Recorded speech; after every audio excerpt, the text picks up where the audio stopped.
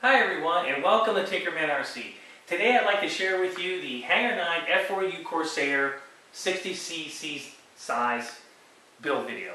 Alright, today we're going to go ahead and talk about where we are. This is part one, and I want to share with you where we are in the build and what we've got accomplished. Alright, let's talk about the wing. The Corsair has a wingspan of 85.5 inches.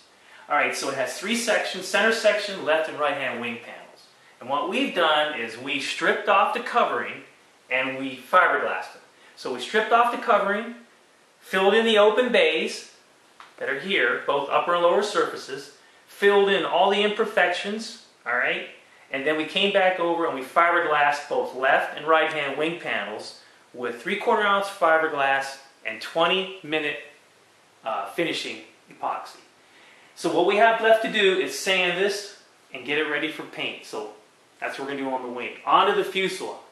Fuselage, the same process. What we did is we removed the covering, filled in all the imperfections, and then we fiberglassed.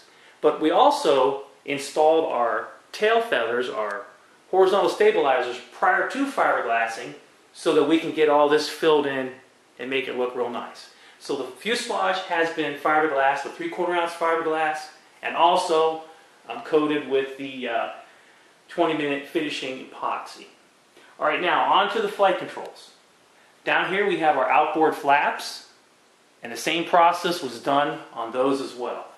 And our ailerons, same process. But we have a unique process for the elevator and rudder.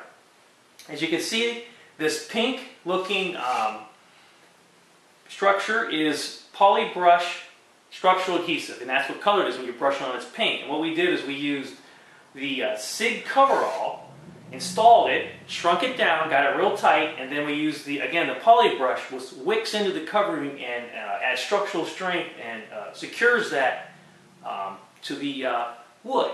These are open bays, as you can see. So what we have to do is we have to apply a few more coats, and then we come back over and we'll paint these. Alright, and I also installed a trim tab on the rudder, and we'll have the little rods in there. We'll do that also on all the flight controls to give it the scale appearance. So we have to get that done. Our primer, we're going to use Class Coat Primer. Alright, so now what we have to do is we want to get everything sanded and finished real smooth, get the fiberglass all sanded down on all the components, and we'll get our flight controls mocked up in place, and we'll get the airplane primered. Once we get it primered, we'll put our panel lines and rivets in, and I have a very nice custom paint scheme picked out for you guys. I'll share with you once we get further along in the build. So again, I appreciate everyone watching. I wanted to share with you where we are with this project, and stay tuned for part two. Take care out there, and happy flying from TinkerManRC.